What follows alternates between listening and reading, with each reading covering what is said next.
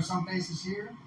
It looks like we're attempting to bring back the beatniks, doing some poetry reading, doing some storytelling tonight. So that's kind of what I thought. Shout out Jack Kerouac, shout out Ginsberg, shout out Bob Dylan.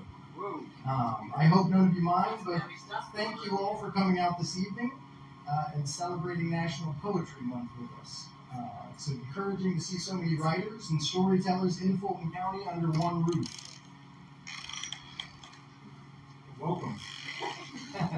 We just started. The importance of events such as these cannot be overstated enough as to the life and heart they bring to a community.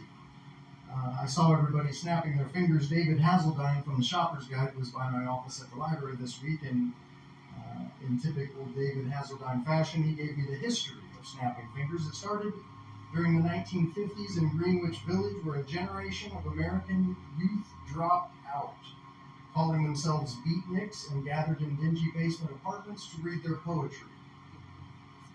I just wanted to start by thanking Jessica for organizing and hosting the event this evening.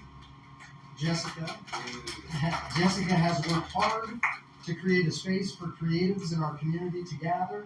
Thank you, Jessica. You are amazing. You have filled a void in Fulton County, and for that I am grateful. I would also like to thank Andrea Steinbeck, Director of the Fulton County Public Library, for her love and devotion to the arts and her keen insight and direction in building a library we can all be proud of. Thank you, Andrea. You are astounding. The work being done by both of these talented women is all inspiring. Jessica contacted me to be the MC for the evening. I will do my best. And Andrea suggested partnering with Jessica as we share a similar vision and mission. Again, I will do my best. Having spaces such as this or the public library to gather and build healthy relationships is fundamental to the health and life of the city. A place to breathe out our ideas collaboratively, share our hopes and fears. All right, who am I? I am the Literacy Director at the Fulton County Public Library. My mother named me Timothy Rowe, though I hear she wished rather to name me Chris after Chris Christopherson, but was vetoed by my father. Both of them are here this evening. I brought with me this evening a couple projects that I'm working on, as well as a sign-in sheet, which is over on that table.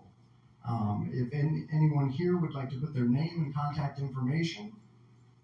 I as well have leaves that are cut out on a cricket. I do a project called Poet Tree at the Fulton County Public Library. There are free books from last year's poetry. The idea is that you take a leaf, write a poem on it, and I put it out on the tree, and then I later scan them, scribe them into a document, and then print a book. So there are a bunch of leaves over there, free books, and sign in if you will. Should have followed Andrew's advice and not stapled pages. How shall the evening unfold? I will introduce each writer, and if you wish to give us some context as to who you are and anything else you wish to share about your writing or yourself, and then read us your work. It's as simple as that. I'm going to kick off the evening with something I wrote about writing. Seems rather redundant, I am sure, but I am always asking myself ridiculous questions. I once asked myself and attempted to capture the fairy, what is writing? We find symbolic gestures throughout history that point to the Egyptian god Thoth, the trickster god Hermes. We hear of the Ten Mahiveja, Bagalamuki, Matangi, and some Greek meanderings about one's muse. But what was writing? That is what I couldn't really find. After much deliberation, I decided that I had no idea what writing. For whatever reasons we do them, whether we choose to reveal or conceal our motive, because to not do seems like a bad idea. So, I wrote this. What is writing? Hell if I know. Probably spell casting and have fun. Next, we have Andrea Steinbeck with a refreshing retelling of an age-old story. So give it up for Andrea.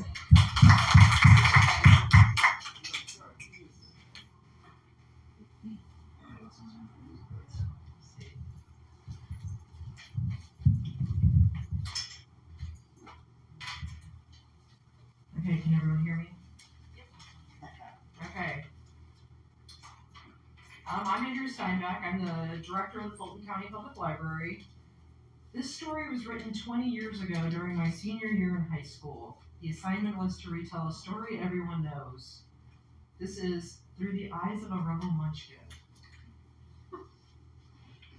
I'm sure you've all heard the story of the Wizard of Oz. Well, that story is greatly exaggerated and the facts have been extremely twisted. While most of the Munchkins hated the Wicked Witch of the West, there was an underground group of Munchkins known as the Mutineers who actually liked the witch. I mean, as far as witches go, she really wasn't that bad. If you ask me, the problems didn't start until that girl Dorothy came along. She was nothing but trouble from the moment she suddenly appeared in Munchkinland. As soon as Dorothy arrived, things changed. Come on, she snatched the witch's sister with her house. Dorothy had it coming. If Dorothy had crushed my little Munchkin sister, I'd be none too happy. And to top the murder off, the girl stole the witch's sister's shoes.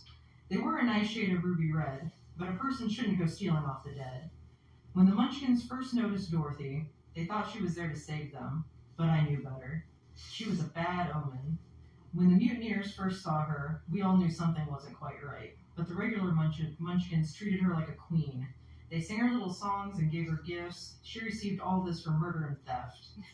When the good witch floated down in her bubble and told Dorothy to follow the yellow brick road, the Mutineers gave me the assignment to follow her to see what she was really up to. I accepted, knowing that the risk would be high. I bravely took off, making sure to hide from the girl.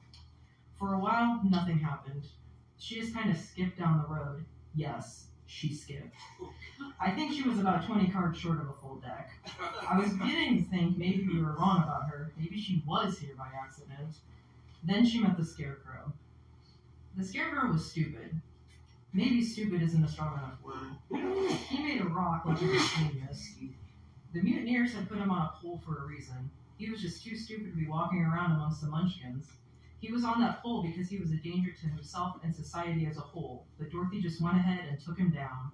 Once off the pole, the Scarecrow began to dance and sing a song about being stupid. I almost yelled that he was stupid and he should get back up on that pole before I made him regret it. But then I remembered that I had to stay quiet. Finally, after what seemed like forever, they finished singing. Yes, she started singing too, and started skipping down the road. A few hours later, they found the Tin Man. He was made of tin and had no heart. He was basically evil.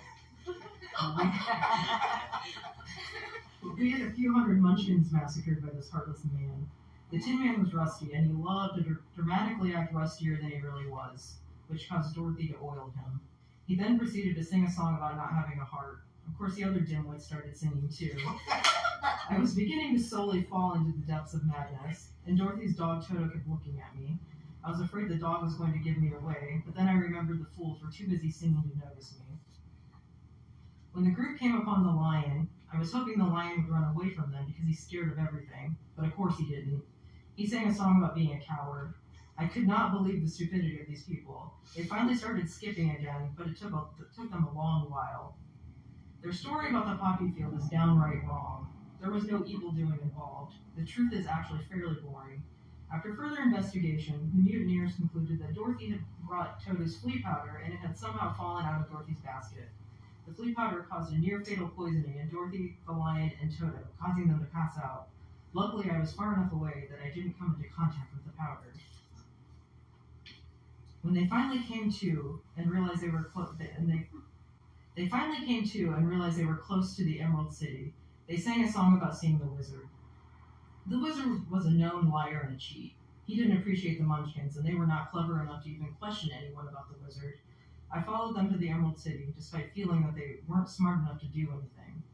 After walking 20 more miles, we reached the Emerald City. The Emerald City didn't look like an emerald anymore. It didn't shine like it once had. But I digress. They approached the building. I was tired, so I stayed outside and slept a while. I figured that it would take them an hour to find the door, but I had plenty of time for a nap. When I finally did sneak in, I found them talking to the wizard. I could tell that the wizard was as phony as the Scarecrow was stupid, but the dummies got scared and decided they had to go kill the witch. They made their way to the witch's castle. Many unimportant things happened along the way, so I won't bore you with the details. Let me just tell you that it involved trees throwing apples. Yes, I was laughing. This next part is where their story turns into a big lie. Their story doesn't even compare to mine, which is obviously the truth. In their story, they are the heroes who saved the day. Everyone was fine before Dorothy. The day didn't need to be saved. After I radioed the mutineers to give them a mission update, they contacted the witch to let her know that there was going to be an assassination attempt on her life. She was understandably very upset. She needed to protect herself, so she ordered her flying monkeys to find the 4 suspects. The monkeys flew away in a desperate attempt to save the witch. If my memory serves me right, the flying monkeys arrived just as the Dimwits were finishing up another song. I have no idea how the ever-so-bright ones knew the songs and dances, but maybe people without great minds think alike. The song confused the flying monkeys for a second. When the monkeys came back to reality, they knew they had to capture the fools. The flying monkeys managed to get a hold of Dorothy and her dog, but the other 3 were so senseless they outsmarted the monkeys and hid. I don't know what happened to Dorothy once the flying monkeys took her before the assassination, because I was trying to keep an eye on the 3 fools. They were hiding behind a tree. Yes, all 3 of them behind one tree. Let me tell you, they really blended in. A flying monkey descended to let them know what had happened to Dorothy. The 3 were scratching their heads, shrugging their shoulders because they didn't understand. The monkey tried to explain the situation very slowly, using crayons and markers. It finally became clear to them that Dorothy was with the witch. The flying monkeys felt sorry for them, or the flying monkey felt sorry for them, so he led the way to the castle. By the time they made it to the castle, Dorothy had killed a number of flying monkeys and had a bucket of water. I wasn't sure what she was going to do, but I had a very bad feeling. She threw the water onto the witch, and I instinctively jumped in front of the witch in order to block her from the water. It was too late. The witch had already begun to melt. I tearfully radioed the mutineers to tell them the witch was dead.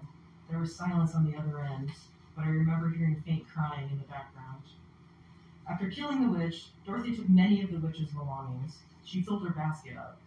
She was clearly a kleptomaniac. The group left the castle, singing a joyful song about murder. Before the flying monkeys... The group left the castle, singing a joyful song about murder, I might add, before the flying monkeys realized what had happened.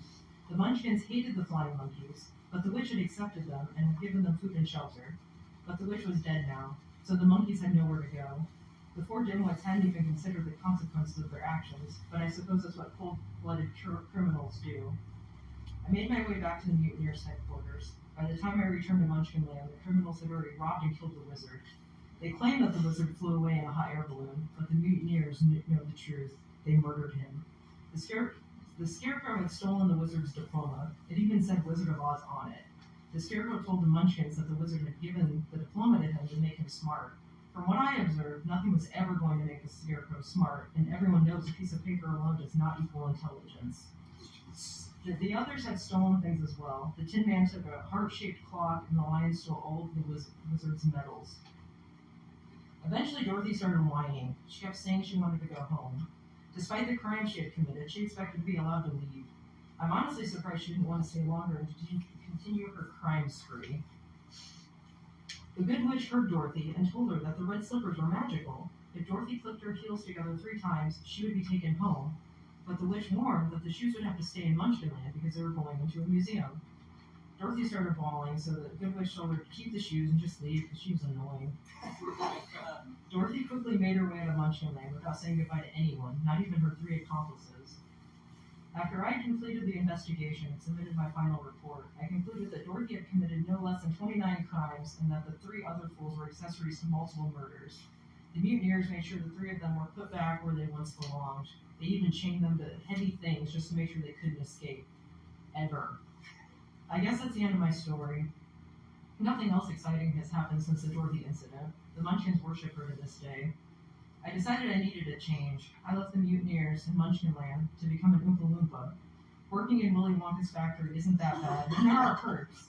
The free candy makes up for the trouble of dyeing my hair green and painting myself orange. I suppose everything ended up happily ever after. Well, except for the Wicked Witch, her sister, Many flying monkeys and the wizard, their tales ended unhappily ever after.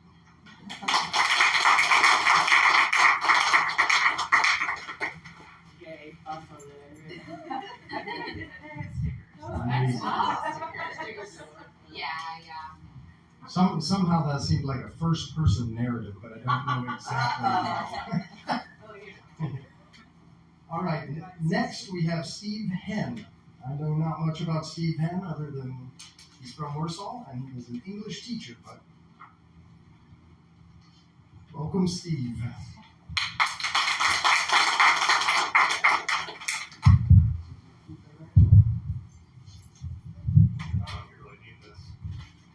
I feel like that.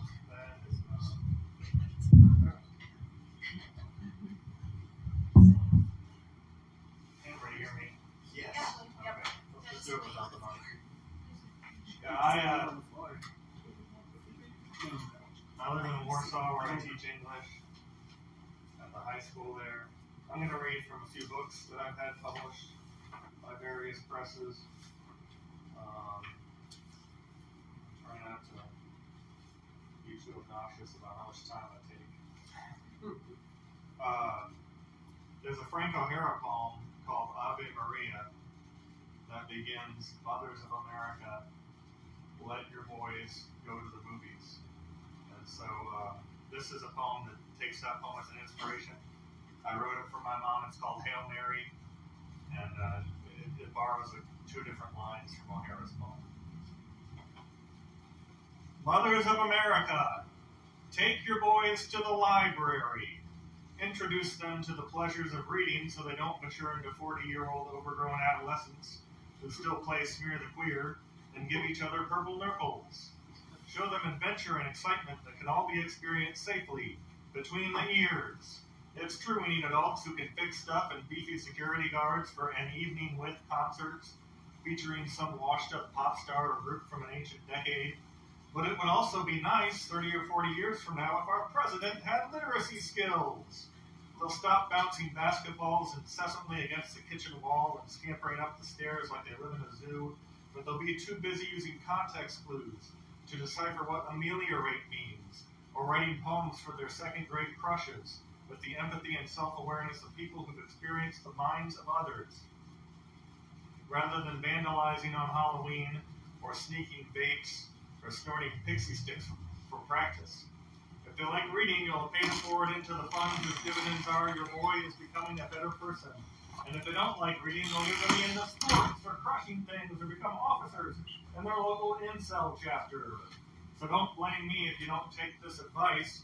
And more wars are started, more women are abused, and they all learn to drop bombs with drones into enemy wedding parties, remote locale using a joystick that functions like a video game controller, and feel guilty when they're old for all their toxic mistakes. Or even worse, not.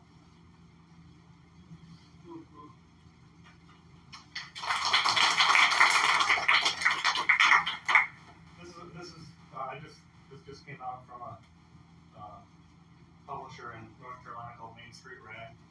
It's a chapbook, 41 pages, and this is the last poem of the book. The book's called American Male. This is the title of this is "The Spirit Moving Through Me." I could never live here, my brother said, inviting me into a pastel rental among pastel rentals, backed up on a man-made lake not 200 yards from Lake Michigan. I said a man-made lake not 200 yards from Lake Michigan. It's a different breed of person, he claimed, and it's true my brother and I don't come from money, from ease. Everything to him has been a competition, usually with himself, as they say of golf. He wanted retirement by 50 and got it. Wanted a half basketball court in his basement and dug it out. Laid it in, the house temporarily quivering on stilts. No one engineers the perfect life. He bore the death of his wife from cancer, shaky voicing the eulogy. I looked about the church he attends 3 hours away. All Catholic churches labor to set the same scene. And I almost remembered when I was so young that I found the mystery of the stained glass and the faint odor of incense comforting. But it has been very long since that God puzzled over us. Once, in 3rd grade, I sang so loudly at Mass after my best friend moved away that our teacher touched me on the shoulder and said, "Stephen, that's enough."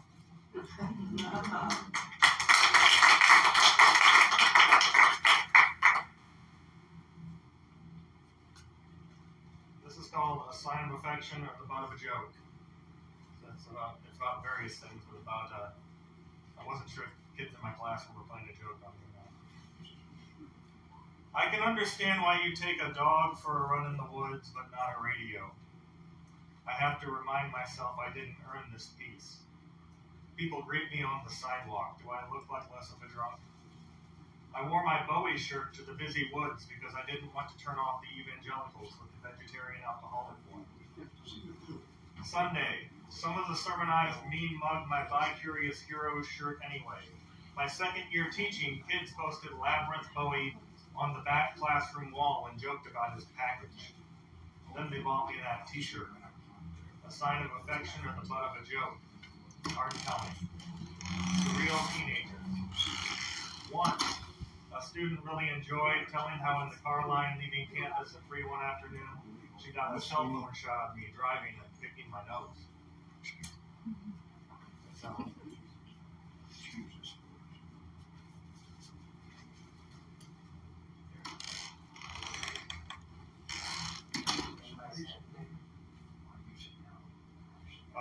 I'm going to do maybe a couple more. This is Indiana Noble Sad Man of the Year. My poetry book from Wilson Press at IUSB. The cover image is by my daughter Zaya. She drew that when she was 15. She's a junior in art school now. So. And the book itself has drawings by my kids in various places. Anyway, this poem is called Maturation. It's an elementary school memory.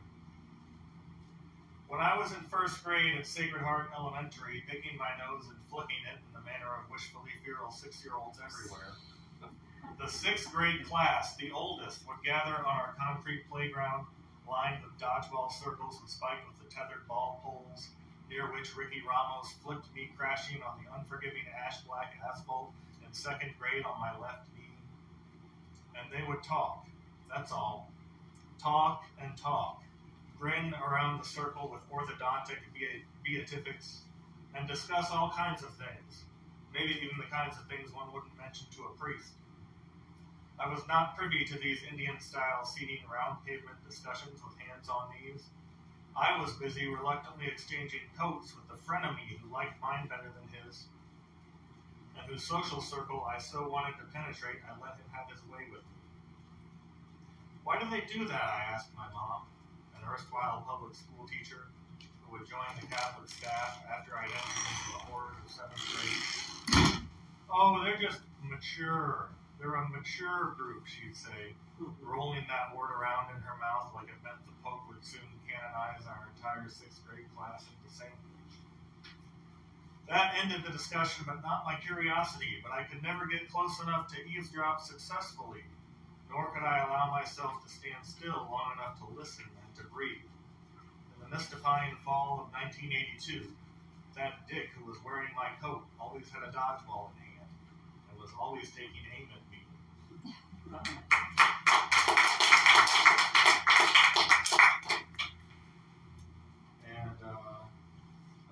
about a decade ago, I had a couple books published by NYQ Books, New York Quarterly's publishing arm. And so I'm going to read maybe just a couple out of here and then I'll be done. You're good. Yeah. Okay, this is called Acrobats at the Laundromat and Incidents Less Noteworthy. Our neighbor bought a new John Deere after push mowing his immaculate lawn once weekly without fail for 32 years. In celebration of his own good taste, he mowed 3 times in the first 8 days of ownership. I once bought a drum set, which if I were in a Shakespearean play, I planned to play passingly well. Except after any jam session, everybody didn't get married and everybody didn't die. I had to watch the tuning instructional video, then get help from the bass player. And a kid I admitted this to understood immediately why I'm an English teacher, not a rock musician. When you've got a hobby, supreme adequacy is the only way to go. Otherwise, somebody older who feels washed up will tell you should do something with this. But doing things is always less fun than the anticipation of doing things. So why is my neighbor constantly scratching his mowing itch like a compulsive masturbator? Displacement, I bet. He's satisfying an urge to grow pot by tending to a sparkling lawn. That's all right. I read poetry in bars to satisfy an urge to feel like the rock star I'm not on the drums, and try not to think of how rarely the experience measures up to the anticipation.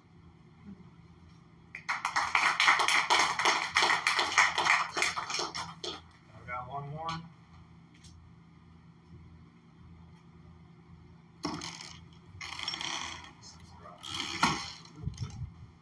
There is a taco truck out back. Oh.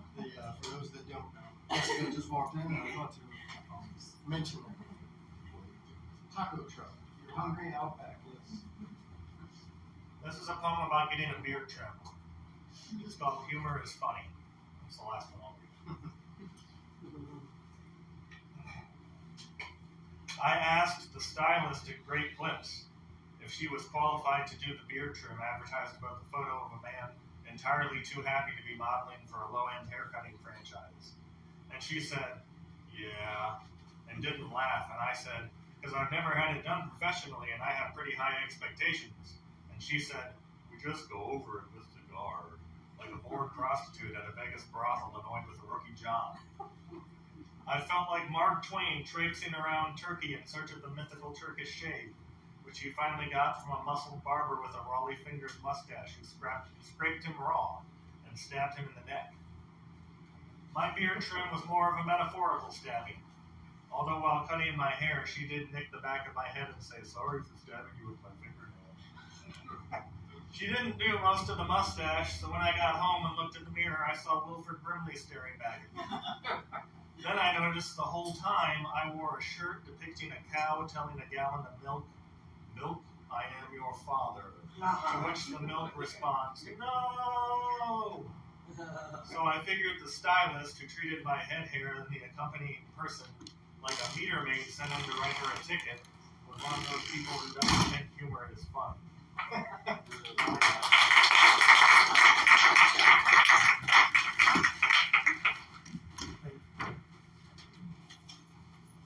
I guess I don't need the mic either. Thank you, Steve. Next we have Shelby Lopez, who has just walked in. And Shelby owns the taco truck. So support Shelby. Buy taco. Support Steve. Buy books. Okay. So I just have like one home thing, I guess. They want to call it. It doesn't rhyme, but it's pretty short and simple. So it's called Heart on My Sleeve, and I wrote it Thursday. I don't know, it just came to me. I knew I was going to use it. So heart on my sleeve, like a stain. I can't wash out of a white T-shirt. Despite how many times it's been thrown around in the washer, mindlessly mixed among everybody else's clothes, absorbing the other colors a little more each time. But the stains survive each wash. Relentless and different, always the unwanted shirt from the basket. Still the stain and the shirt continue to go unnoticed. Each time it makes its way back to the closet, put on the shelf for later, until the burden of the stain is discovered once again, thrown back to the laundry for another wash. Mindlessly, harshly, thrashed around in a circle, hoping this time the cycle will be different, yet still not taking the time to first sort through the other clothes, materials that may not worsen the stain, but still takes away from the whiteness of the shirt. All I notice, however, is the stain of empathy, sticking to me more than a blood spill on a light-colored carpet, a visual distraction, a flaw. Now a cycle of wishing for change, willing to mindlessly pull back to the closet. Was the stain really that bad, or was it the cycle? Now in the presence, and armed with a couple bottles of tie-dye and some rubber bands that I used to fling myself out of the cycle, was the stain really a flaw? The shirt's end, or just a new beginning? Under the rich contrast and hues, the stain is now hidden, yet still remains under it all.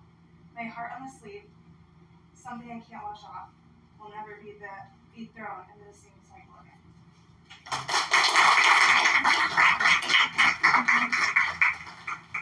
Thank you, Shelby. Next we have, I'm going to screw, oh no, we have Lindsay Bart. I won't screw that up.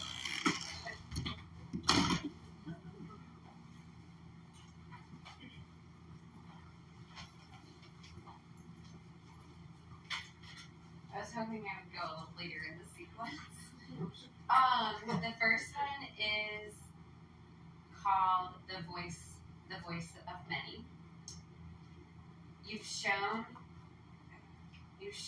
You've only shown when it's beneficial for you. You've stayed long enough to satisfy a need. For me, no, that's only a choice for abandonment. Beyond that is too much. Promises? Sure. You can make them with confidence because you already know they're a valueless currency. It's time for me to accept that too.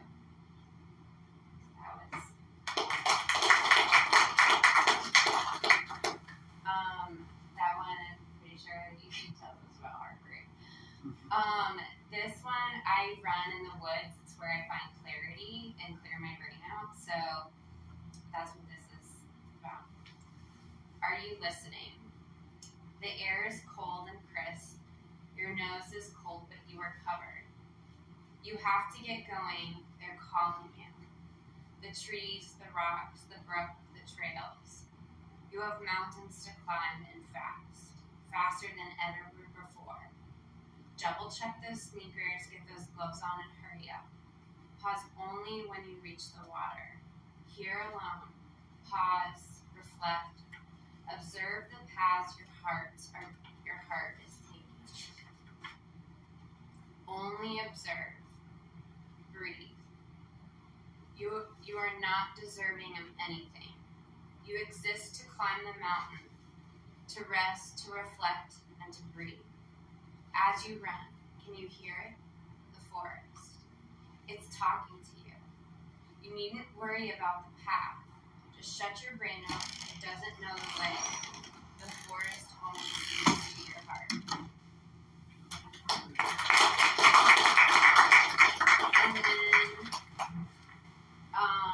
the last one I have is something I think everyone probably can tell themselves time and again, and it's called Imperfection. I feel small, but I want to be big. I am scared, but I want to be brave. I feel incapable, but failure is not an option. I am in a corner, but I want the wind under my arms. I tiptoe, but I want to march. I have fear. I have feelings, but I want less of them. I judge, but I want to love. I am imperfect, but I try. That's all I have.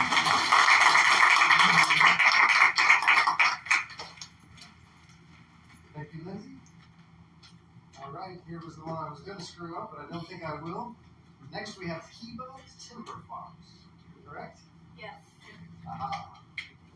I don't know Kiba, but I've met her one time.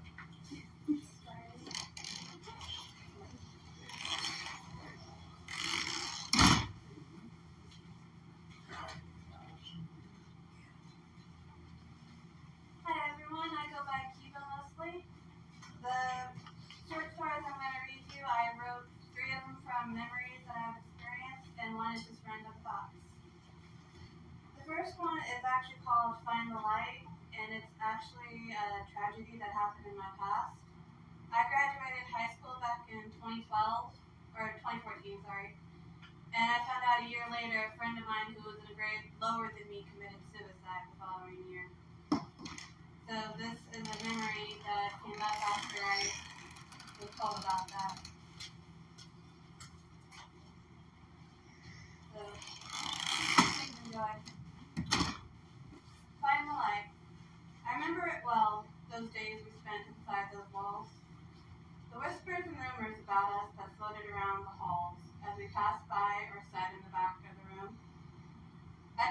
the pain on your face that no one else even bothered to notice? No one else but me, because I was the same. We were two people from different lives, but we shared much of the same pain that we kept hidden behind a painted smile that no one could see past. No one except for one another.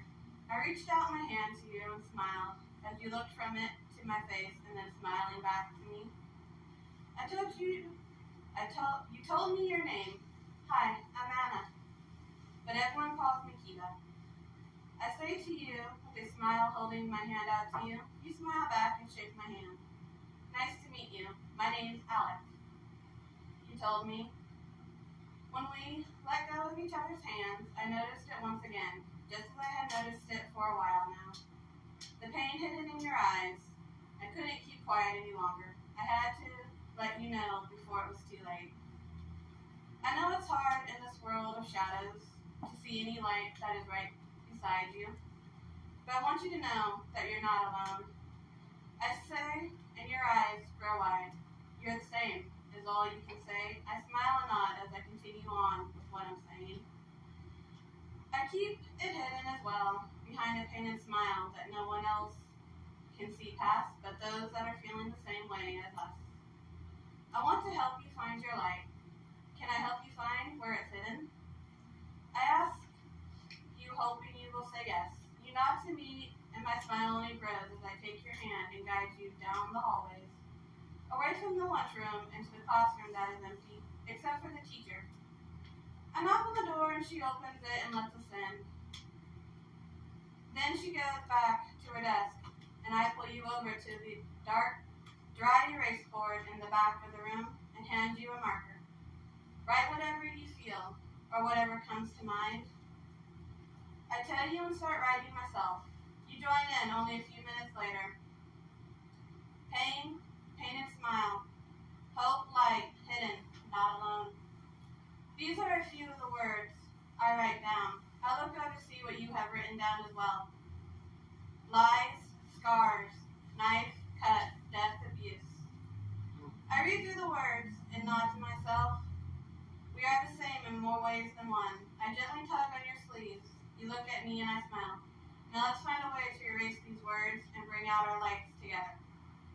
I say, and you look at me for a moment before a real smile takes hold of your face and you nod in agreement. Let's start a club for kids like us. We'll call it Find the Light. I say, and I know my eyes are shining.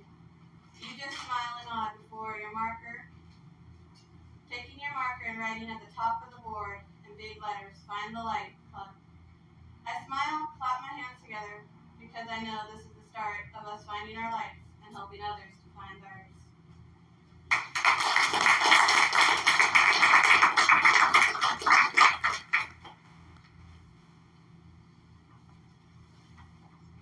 Intertwining. Wind gentle and cooling, a wonderful feeling between my wings. The soft tickle of a flowing stream, rushing as I stroke against it, ever-moving current. Rustling of each blade of grass, under the steady footfall of every excited pause. And a crystal clear sky that reflects within a child's eyes, intertwining as the branches of a tree, yet flowing as an ocean breeze. Strong as a storm, but gentle as a newborn. Nature intertwines with all of us as we exist within it. Forest stream. Running. The forest glaring around me as I try to run faster. Glancing behind me to see the shadows moving and shifting, taking the forms of wolves. Their bodies made of shadow and mist that made up the forest itself. Eyes shining like fire and starlight. Howls echoing throughout the forest, and the sound of their paws rushing across the leaf-covered ground, crunching the autumn leaves and sending small animals running for their burrows and dens, as the wolves gave chase after me. Looking forward once more as I pick up as much speed as my small child feet can and make for the path ahead. My nightgown catches every now and then on a low-hanging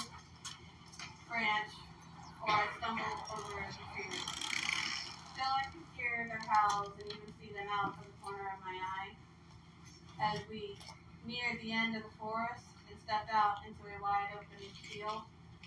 And the cool autumn air hits me like a gentle friend's hugging embrace. Yet I had no time to smile as I ran through the field and came to a halt at the top of a misty-covered hill. Chocolate eyes meeting with misty yellow ones, brown long hair blowing in the gentle breeze, and a few strands covering my thin 4-year-old face. As I breathe heavy, misty, bluish silver fur rustles by the wind, face to face with wolf and I, yet no fear is in my heart. Shadows and misty wolves come to sit all around us on this windy hill and lift their heads to the crescent's clearing sky. Full moon greets them as they begin their song, and I howl along. I feel myself being shaken very hard and blink my eyes open to see my mother sitting next to me. All of my siblings are also there, looking at me with worry in their eyes. Turns out I was screaming in my sleep, loud enough to wake everyone in the whole 2-story house. After a while, our mom got us all back to bed and back to sleep, but only for the forest dream to begin again.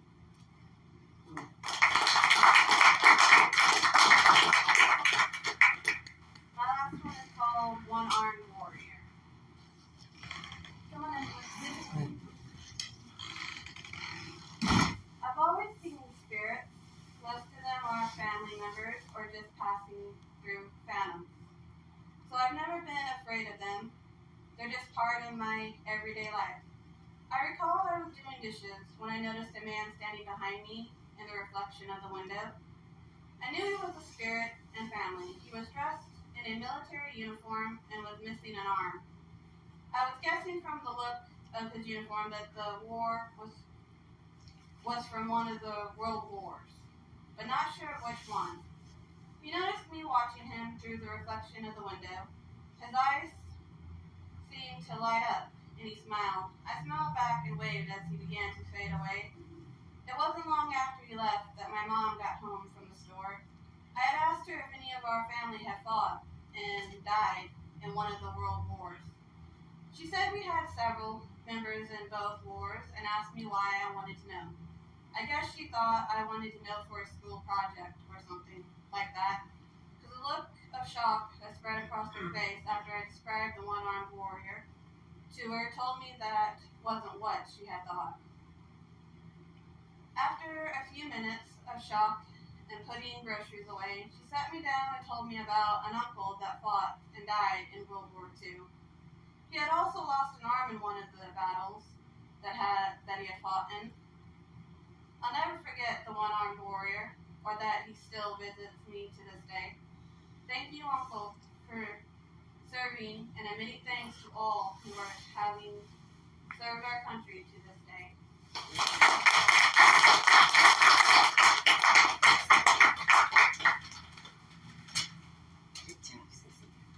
Thank you, Kilo, for sharing those personal stories. Next, we have Violet Whitman, one of the younger ones. I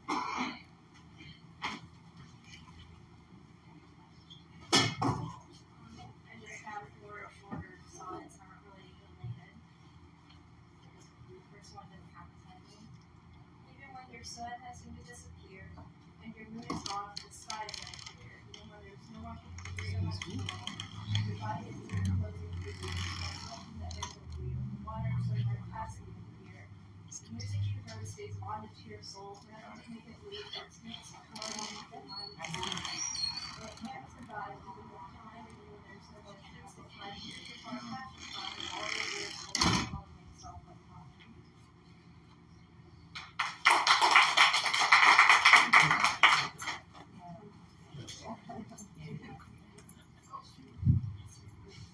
Steve didn't need the mic. She is soft. It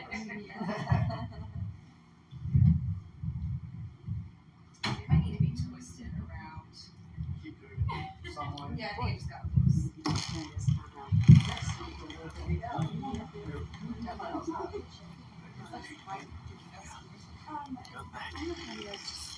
One minute, there's people who get closer.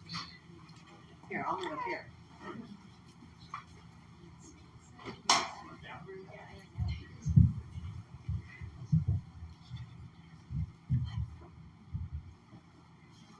The next one is long as 6 hours. My eyes always end up jerking around the room. No one could possibly enjoy it here, I presume. If he had told me my mind, with the ticking of that clock on the wall, the scuffing shoes in the hall, and the ringing of a phone call that all starts just fine. The writing on the board simply doesn't interest me. I always glance down waiting for the numbers to turn to 3. It seems like it's taking so much at giving nothing back. If I don't start now, the papers will quickly become a stack. Maybe it's just me who seems to lack. I guess I don't see the point in these records and keeping track.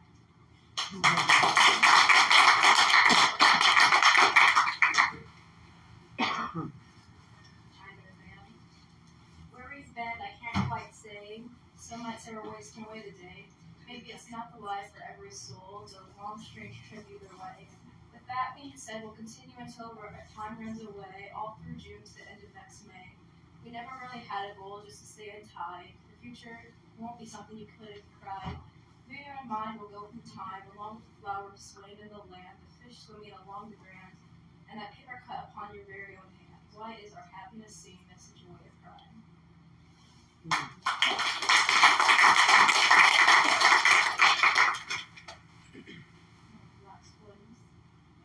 Floating each and every way is running past the hours and the days. How can we give something we don't even own? With the wind that freely sways, you touch your hand that it slips through like sun rays. Maybe it doesn't hold all that much of an naivete. Very good. How can we kill something that isn't shown? Every other rule it seems to just overthrow. Only thing certain in life is that we all run out. Time can be overflowing like a river, and yet time can be nowhere. It's even in the air, and it sounds exactly fair, but you never know when it comes over.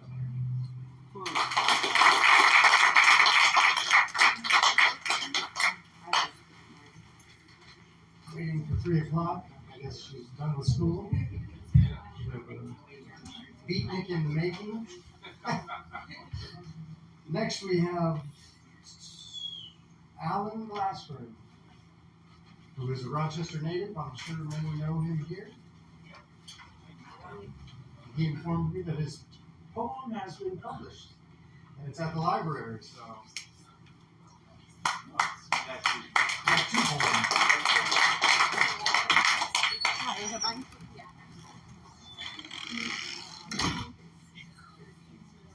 Do you want the microphone? Yes, please. Make sure it's at the right height. That should be okay.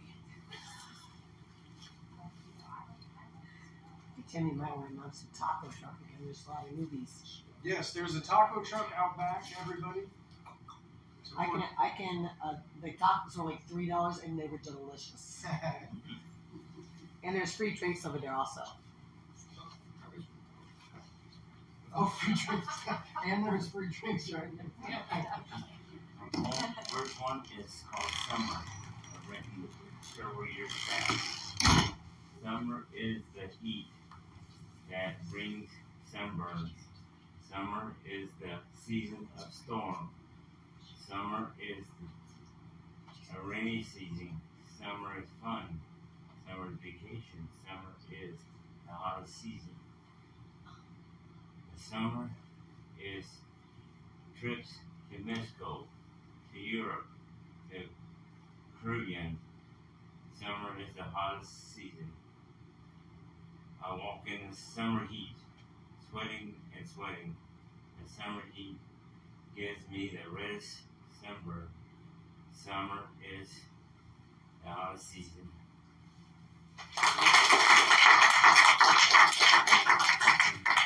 This one I've written was published, and my friend told me at that time I was fighting a lot of depression, and I didn't know which way to go, and so she encouraged me, and so it published, and it's in a book in the library, and that's called the Color of Life.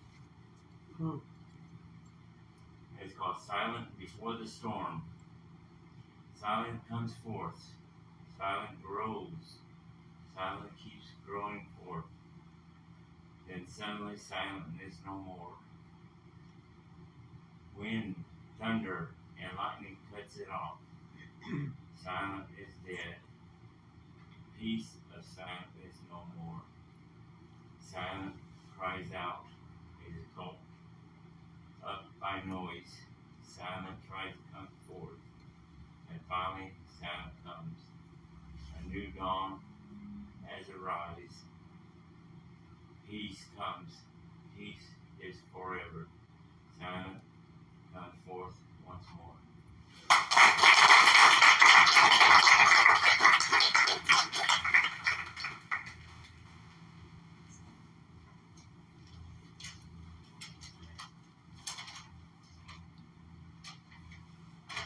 Thank you, Alan. Well written poems.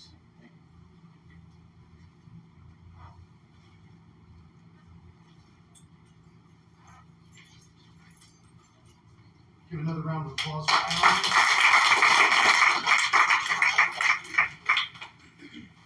Next, we have Jen Becker, who I don't even know who that is, or if they are here. Is there a Jen Becker? No Jen Becker. All right. After Jen, we have Joshua Davey, who I also don't know, so I don't know if they're here. Okay, some people signed up online. Bad Jen Becker, bad Joshua Davey. They might still be here later because of their time slot. Sure. Oh, yeah, we are in schedule. Yeah, let's start over.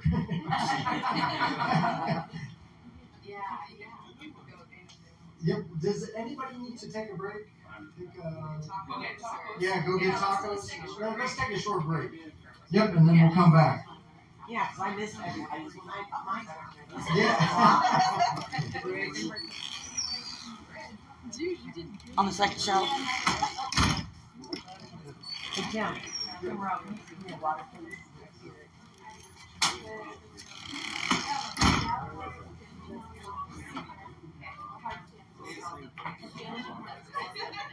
Oops, I don't know I'm getting Henry, I love your shoes. So tiny. Isn't that story funny? I thought that story was hilarious. I especially like the part about the police house. I didn't know that you were going to do that. It's scared in my mind. I thought it was the name or something.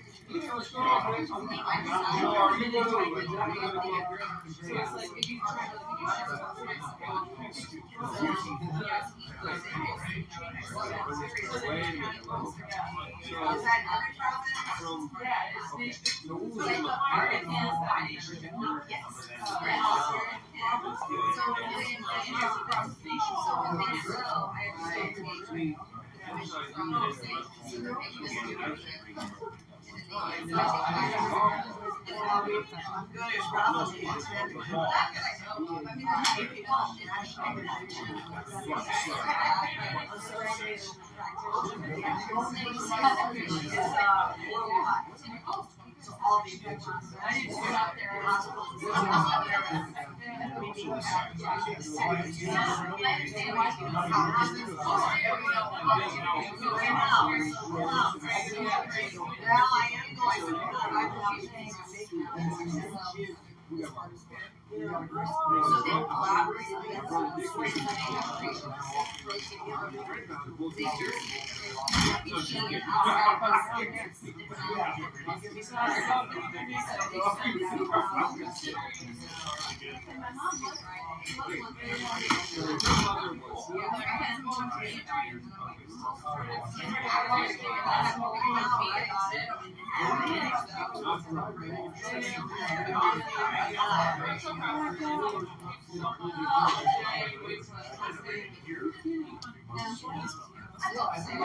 Yeah.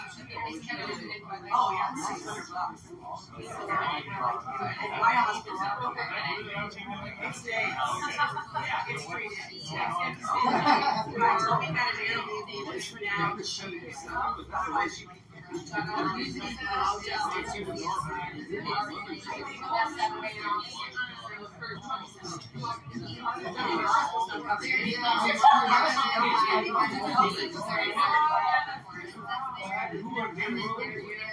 However, I took the opportunity to make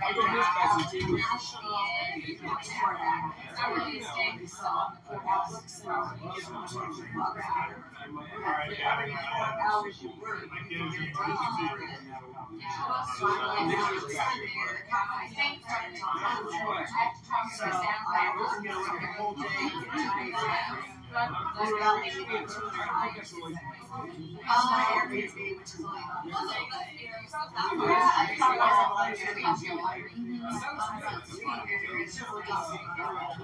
No, it's just that's when the day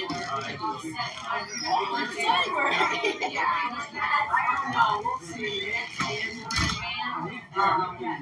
My new boss is trying to hire me. She's something that I'm like, I guess.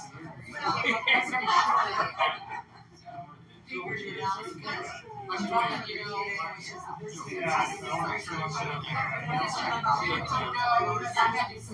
Or they're coming back in, aren't they?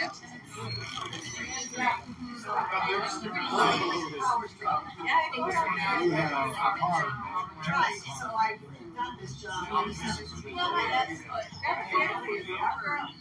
Everything about me, vacation. Yeah, And you walked out of mom was here too.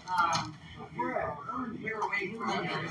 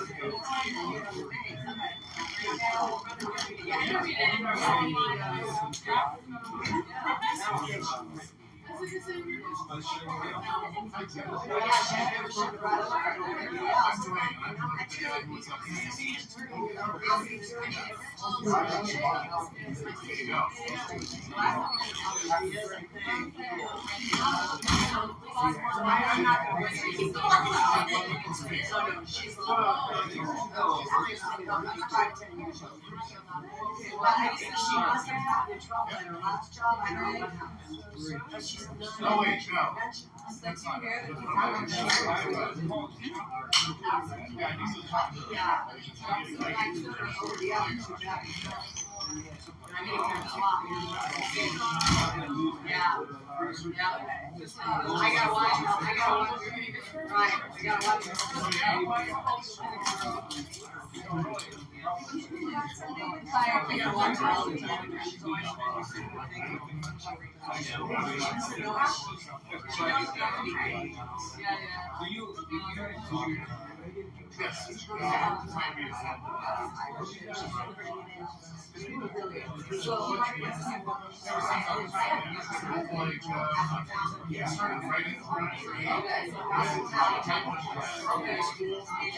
Hey,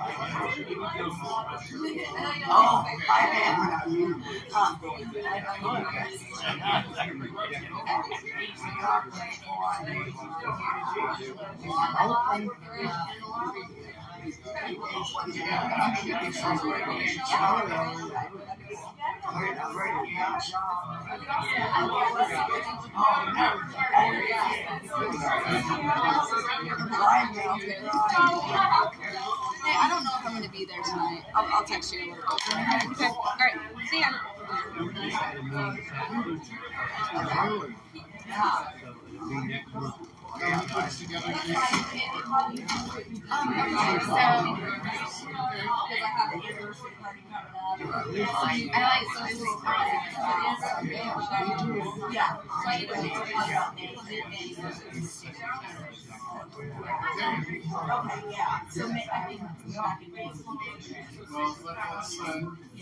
See what he thinks. I know. That's why I said that's not really exactly.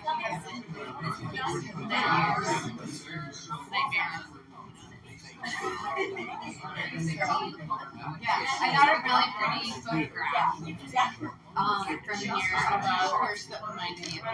So that was nice. I can make that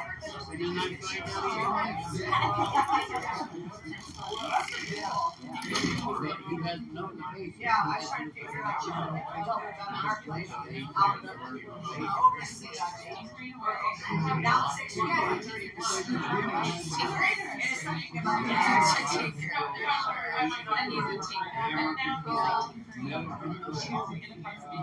calm control. Yeah, exactly. Yeah, so good imagery. This one and the other one.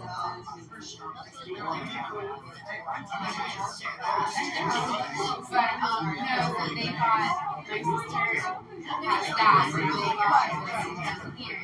My brother-in-law, so they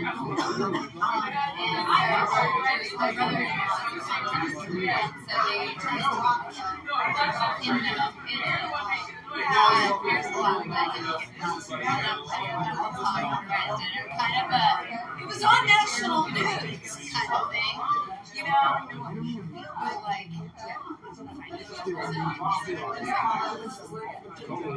now that don't seem right. Yeah.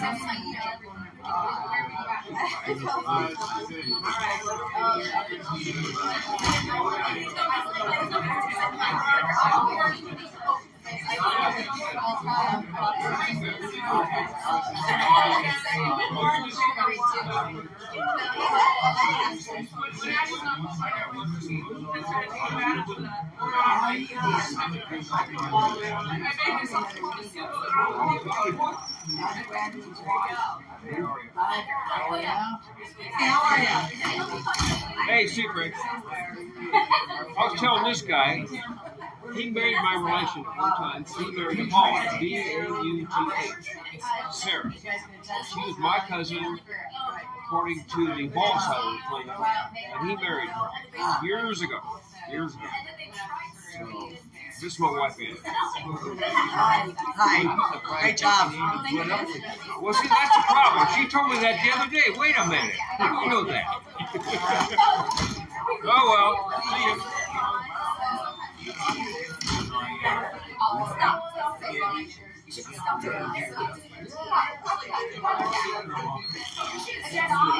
Did you get it? Free tacos?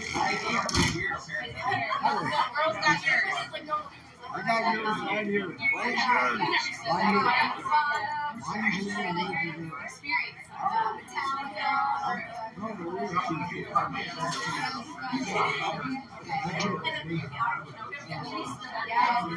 You can have the whole thing. Maybe you want to sit down over there. You want to sit down?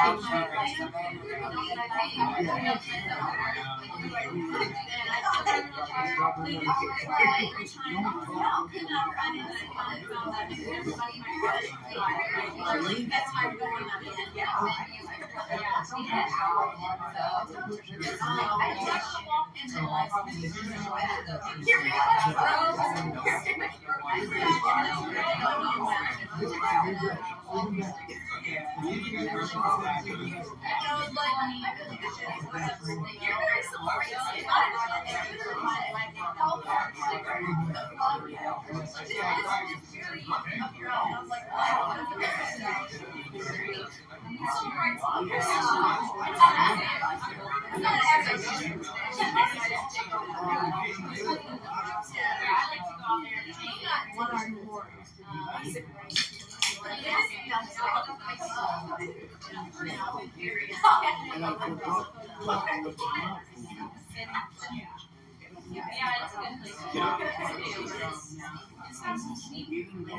was gonna say there's free drinks over there. You want me to grab you one, Uncle Earl? Yeah, we do. No. All right, I think we're going to get back underway. Our next speaker actually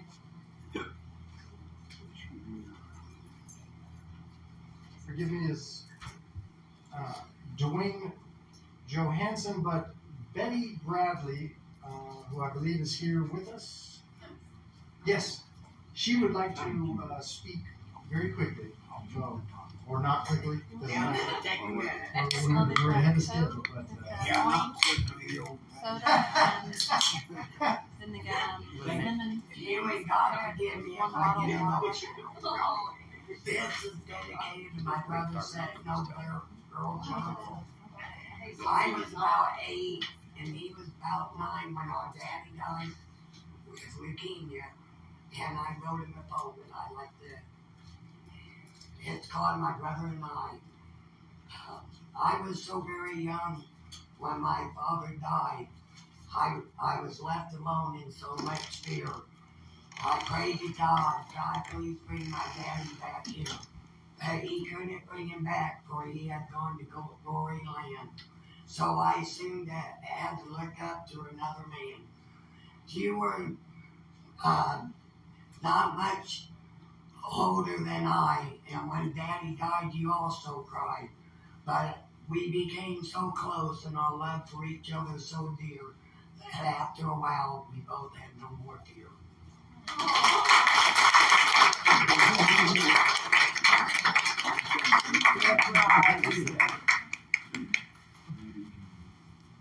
thank you, that was beautiful. Which one's yours? I keep leaving my paper down there. Dwayne, correct? Yeah. Yep. You're up. All right. Thank you.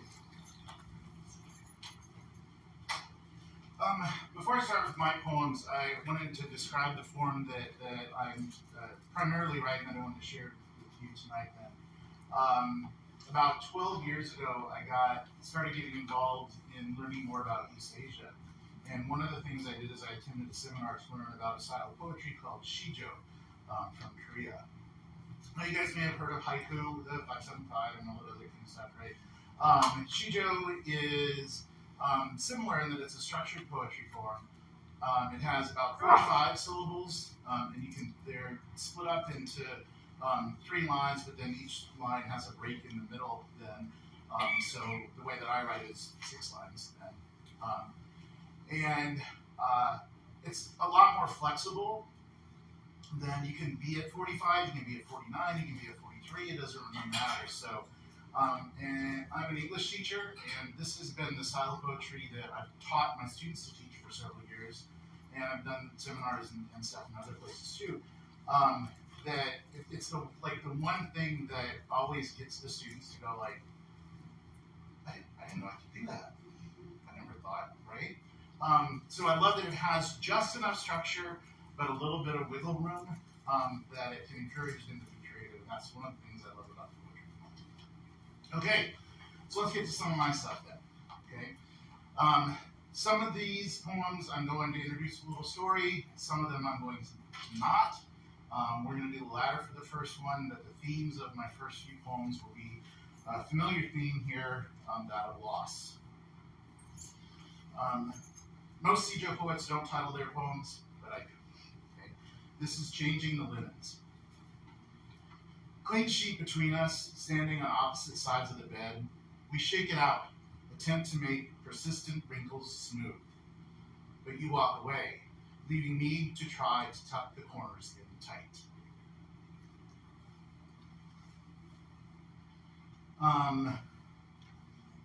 The next poem then was, I started writing it when I'd been down to visit my brother. And it was inspired by a moment when, I have to go back a little bit. A couple weeks earlier, he had called me to say that he and his then wife were pregnant, and I was going to be an uncle for the first time. And I remember being excited about that. And then 2 weeks later, got a call that she had lost the baby. And that feeling of losing someone or something that I never got a chance to really experience before, like losing the promise of something, that was what inspired this poem. Unfortunately, a feeling that I got to experience personally then, years later. It's called For Cassie, Who Would Have Been 5. The moon's waning crescent shines dimly, cradled in the cold, dark sky. I stand still on this winter night, searching again for your stars. They are hidden, though, like last year, behind a cloud I cannot see.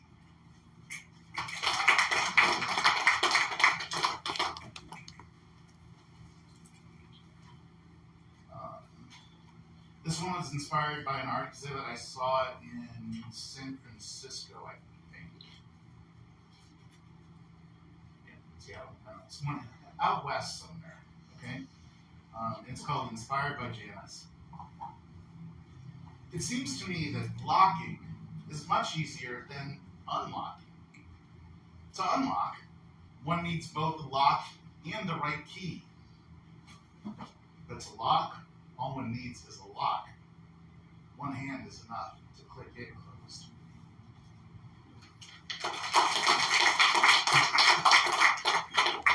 These are very short poems. You don't. I can just beat it. They're so good. They are. Do the read. So as I said before, I'm a teacher, and this one is inspired by something in our elementary school playground for where I was teaching at the time. It's called Playground Tree.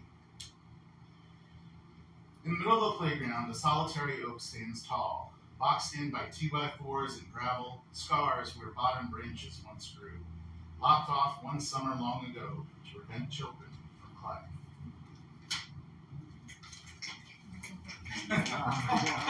There's no clapping. This one is inspired by a cat that I used to have, who was not as courageous as she thought she was. It's called Alice's Adventures. Sun shining brightly through the glass, Alice meows at the door, pleading. I undo the lock, and she steps through, stretching out in freedom and light, before taking up her favorite spot on the other side of the same window.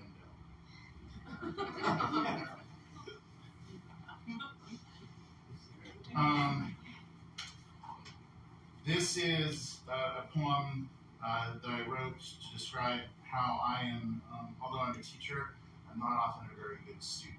And I was actually at a poetry seminar when I wrote this. It's called the Shilla Crown, which is a crown from Korea. It's an artifact that the teacher was pointing out. An artifact I got to see a little bit later when I went to Korea, sort of years after that. In the hands of the learned man, the laser darts around the room, zipping from the curtains to the floor to his jacket, landing soon on a kingly crown, which sparkles now with my attention. You want to take your finger off the laser pointer when you practice it. Okay. So, as I mentioned, I got the opportunity to go to Korea in 2019 with a group of other teachers, and we went to lots of temples there, and it was wonderful. Although we did find out that they tend to put the temples up on the tops of mountains and stuff. Which, and I am built for mountain climbing, so, okay. So I may have been a bit grumpy then. When we would go to these temples and I would see people treating them just like tourist attractions. Like, this is a sacred space, I thought. Why are you? Okay. This is at Bolgolska Temple. She leans her head towards her daughter, smiling at the girl's outstretched hands. They laugh, oblivious to the crowds in the temple courtyard. Meanwhile, my own judgment includes the serenity I seek.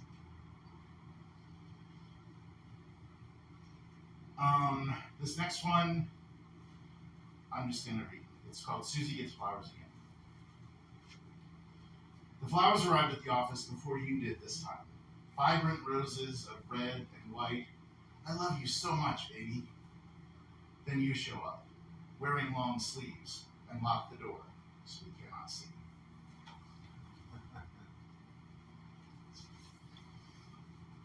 Okay, I think we're done with the heavy stuff for now.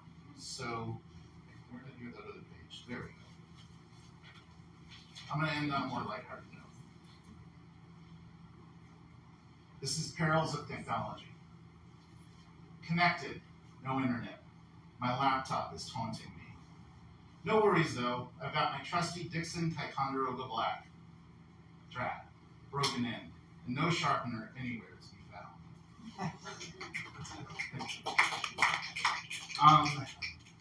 One of the hallmarks of a Shido poem is what they call a twist or a turn that takes place in the first part of the third part of the poem. So that's what I try to do with these. This one was inspired by being a dad. It's called Progressive Sock Wearing. Black sock with green stripes at the toe, black sock with red swoosh at the ankle, gray with blue, white with an orange end, each alone, left without a mate. Older than me, my son makes a pair. Matching is overrated, Dad. Okay. And the last one then is one of my more recent ones. It is not based on anything happening here tonight, on personal experience with anything happening here tonight. It is called Lament of the Chili Head. These are absolutely delicious. Best tacos I've ever had. Oh, yes, I love them. So tasty. Don't change the recipe at all. 2 or 3 surreptitious shakes of Cholula wouldn't hurt, though.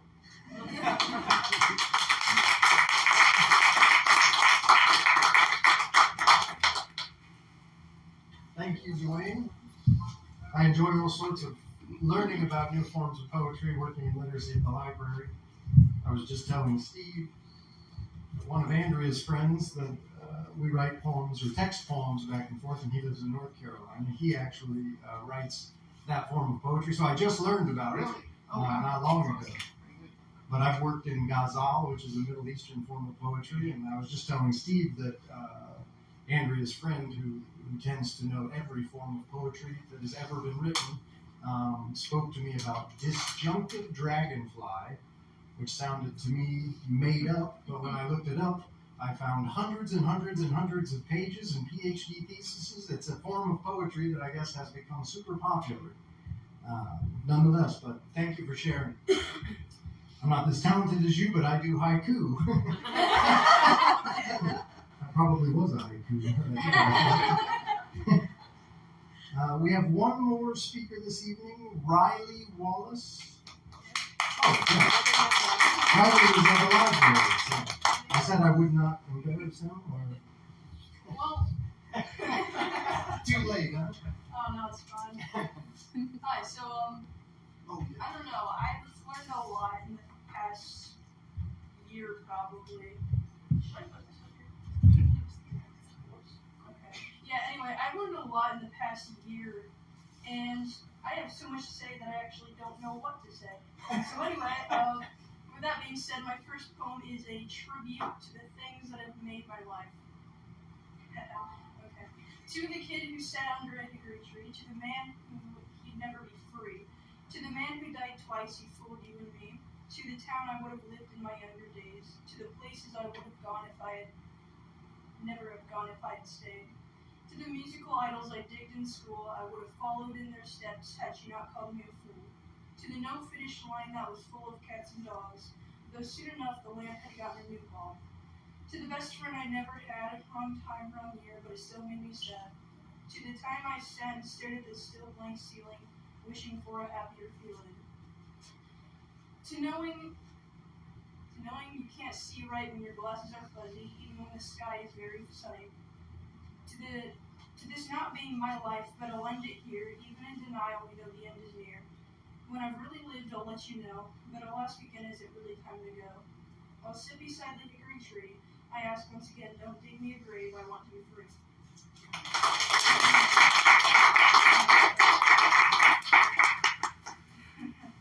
The Unexpected Dreamer's Lost Soul Club.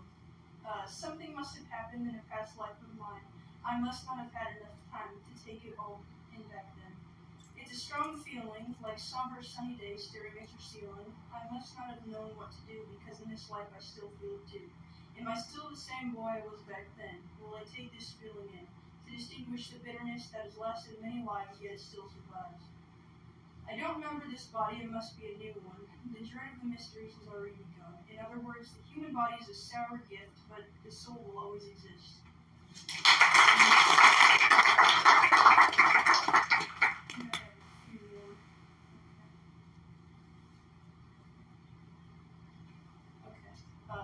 Souls, a likely duo or an unlikely duo. Souls connect to other souls who have met before, in other lives, a vision or a dream.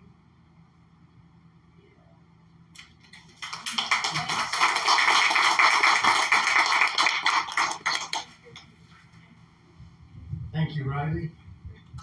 And thank you, is it Violet Whitmer? Yes? The two of our younger readers today. I think we should give them another round of applause. Quite nerve-wracking being up here. If you're not older, but I know Steve, Henn, and Dwayne Johansen, teachers, so seeing young students get out and speak is pretty awesome. I think Jess told me that Lindsay Bartz would like to read another poem. Yeah, I think Lindsay would like to read another poem.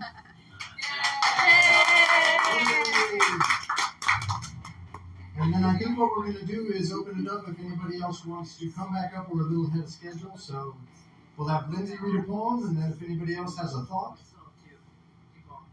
Yeah, who are the two people? Jen Becker and Joshua Davey. Present, not present. Still absent. Delinquents. Beatniks. Gone. We'll write a story about it. Yeah, they didn't even show up for the reading. That is... That may be it too.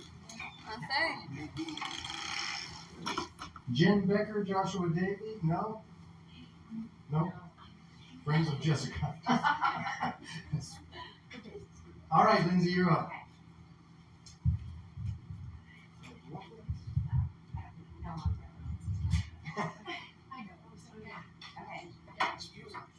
Okay, this is Oh Sweet Sound. Yeah. Okay.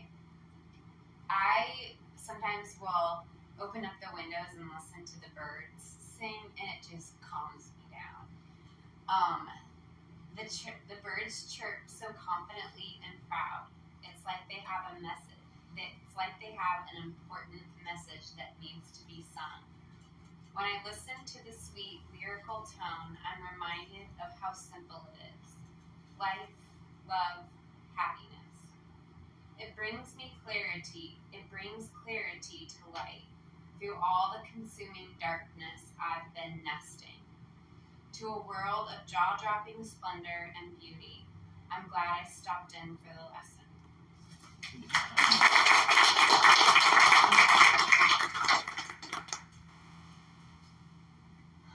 Well, I suppose that's right, we turn this off. I don't know why I feel like I should have this while I'm up here, but would anybody else like to speak? Do you have another one you'd like to read? I could actually finish with something I wrote too, sort of as a post-introduction or a conclusion, but... Even though you didn't come to mind. I didn't know about it in my phone. No.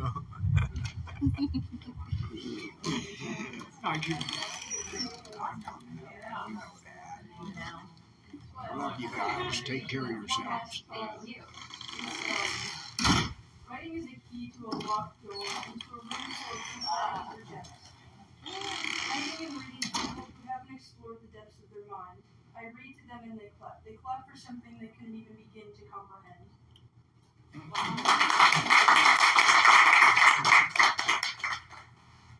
As we all clap. I guess, is there anybody else that would like to speak? I guess I'll finish up the evening with, I didn't actually plan on doing this, but as people have come in, I wrote something that seems, I don't know, semi-meaningful to the evening.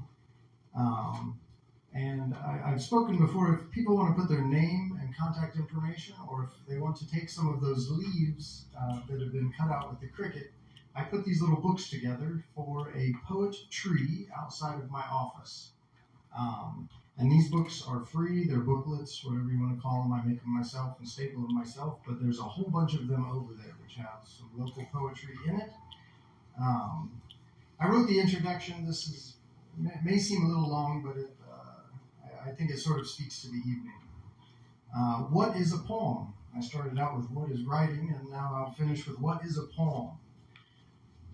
So I wrote this: seraphim, root Hebrew word seraph, flaming serpent in English. Dionysius, the Greek god of wine and madness, how to philosophize with a hammer. Thoth, the Egyptian god of writing and law. Incarnate Abraham, father of our faith, learned from Hermes Trismegistus, or vice versa. We shall never know. Form. What form is poetry? The first form, image.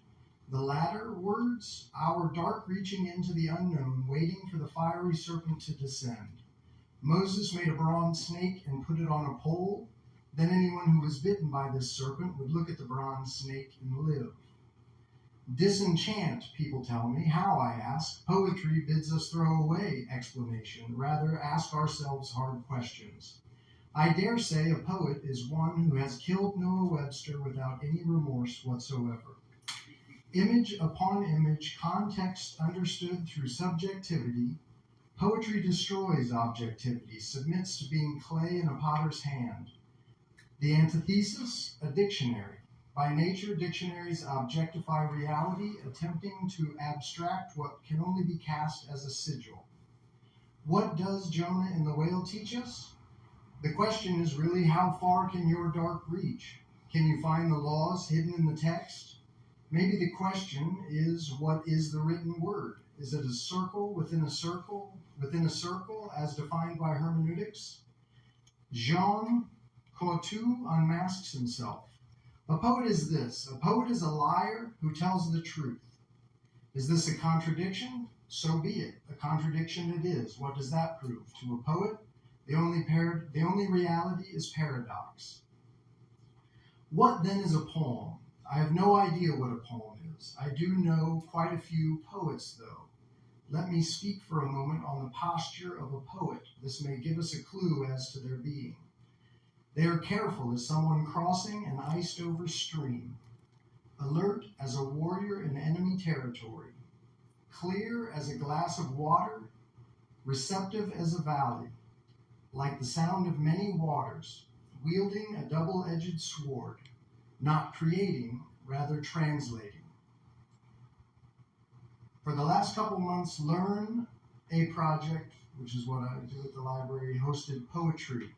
Leaves were printed from cardstock and cut out on our cricket. Patrons took these leaves and wrote a poem on them to display on the paper tree outside of the literacy office. I would like to thank everyone who took the time and wrote a poem, and I guess I could say this evening, for coming out and speaking. The content and effort in each poem revealed to me that although I may not know what a poem is, I did learn what the essence of a poet is: modest courage.